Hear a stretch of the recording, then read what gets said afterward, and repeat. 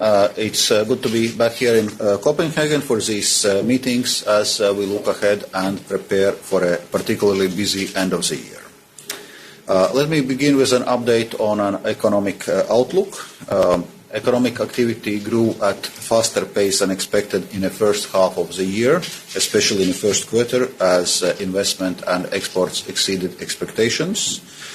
For a year as a whole, we expect slightly higher growth than 1.1% projected for the EU in the spring. At the same time, growth momentum is set to slow down, but not reverse in the second half of the year. This reflects numerous headwinds, including slower global trade growth, continued uncertainty, and geopolitical turbulence.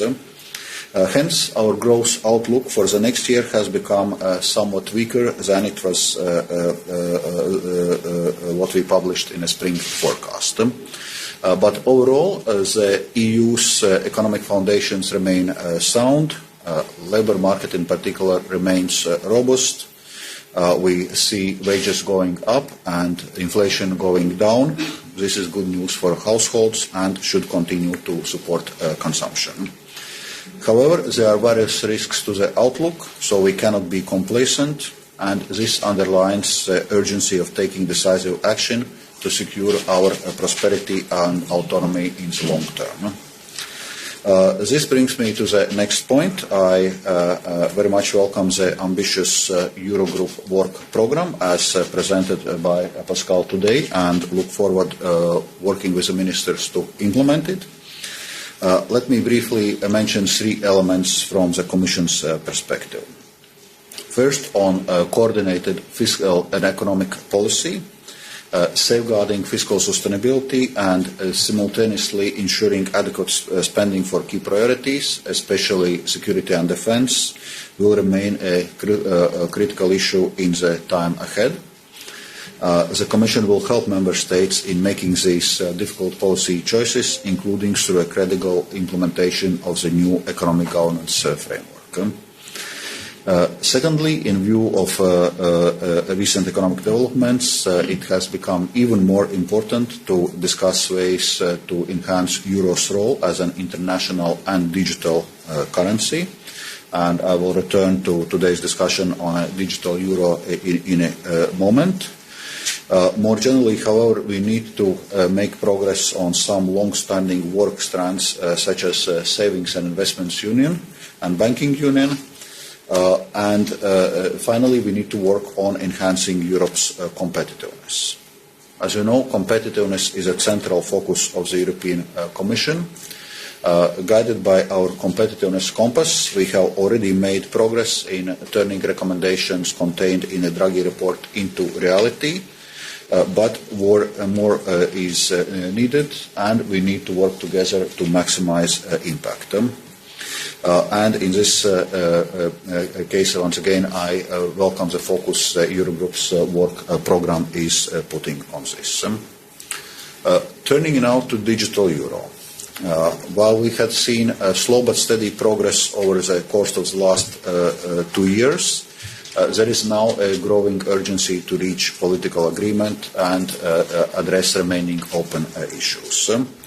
So today we had a discussion on this, and I'm pleased to report that we made a significant breakthrough in today's meeting. The Eurogroup, as Pascal said, reached a political agreement on institutional framework for setting the ceiling for holding limits, which ensures an appropriate role for both the Council and the European Central Bank.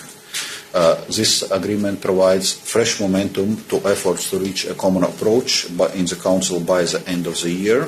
And here I would like to thank the Danish Presidency for their commitment in processing this crucial file and reaffirms the Commission's commitment for providing all necessary support. Finally, I also debriefed on the G7 finance ministers' call in relation to increasing pressure on Russia for its aggression against Ukraine. The European Union and its member states have always shown strong leadership in a G7 format and in supporting Ukraine. For example, no one has implemented stronger sanctions than Europe, and they work in particular as part of the coordinated G7 approach. G7 sanctions have already inflicted real costs on Russian economy ranging in hundreds of billions. But it's clear that we need to step up the pressure against Russia further to make its war of aggression unsustainable. In this spirit, the Commission's proposal for the 19th sanctions package will further aim to weaken Russia's already weakened war economy, and I expect you to hear details on this very soon. Second, on reparations law. As President Ursula von der Leyen announced in her State of the Union speech, it will be a limited resource loan to Ukraine funded by cash balances from immobilized Russian central bank assets. This, however, would not affect Russia's claim on the financial institutions holding those immobilized cash balances, which would remain fully in place. But this loan would be repaid only if and when Ukraine receives reparations from Russia, so basically front-loading the reparations. It's only right that Russia pays for the war it started. We are now working on technical details, addressing certain concerns and questions to build a legally, financially and fiscally sound instrument. And importantly, it is also scalable at G7 level, and several G7 partners have shown interest in following a similar approach. I will stop here. Thank you very much.